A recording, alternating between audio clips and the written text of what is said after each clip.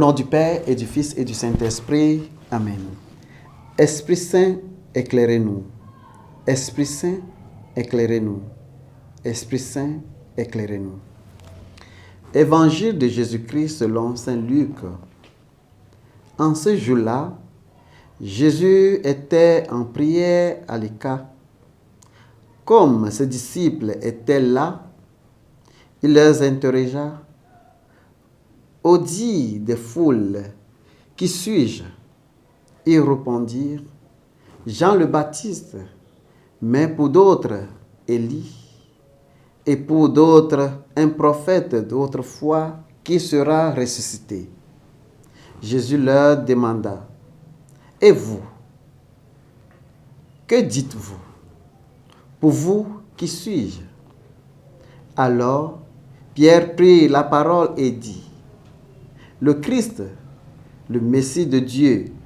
Mais Jésus, avec autorité, le défendit vivement de leur dire à personne et déclara, il faut que le Fils de l'homme souffre beaucoup, qu'il soit rejeté par les anciens, les grands prêtres et les scribes, qu'il soit tué, et que le troisième jour, il ressuscite.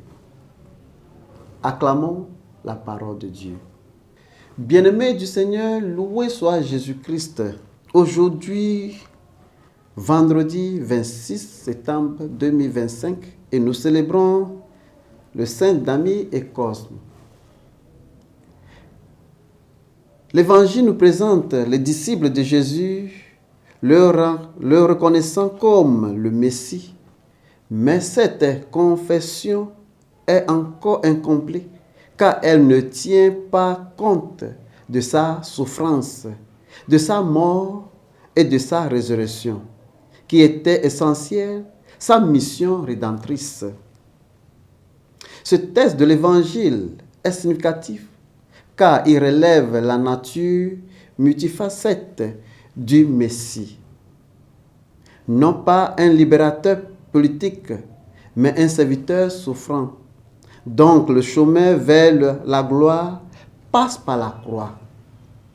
La réaction immédiate de ses disciples à cette prophétie montre leur manque de compréhension concernant la nature de la royauté de Jésus, qui ne devait pas être une puissance mondiale conventionnelle, mais une puissance spirituelle obtenue par le sacrifice. Dans l'Évangile, Luc met vraiment à l'accent sur l'importance de la prière.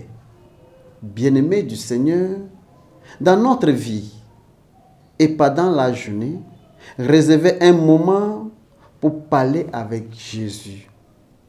Ne prends aucune décision sans prière et parlez d'abord avec Dieu.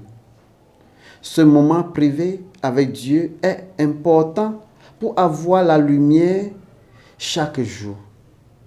Et surtout dans nos moments les plus précieux. La prière est le central de respiration de notre âme. Ne cessez pas de nous efforcer de prier. Ne nous décourageons pas. Rappelons-vous, la prière est votre force.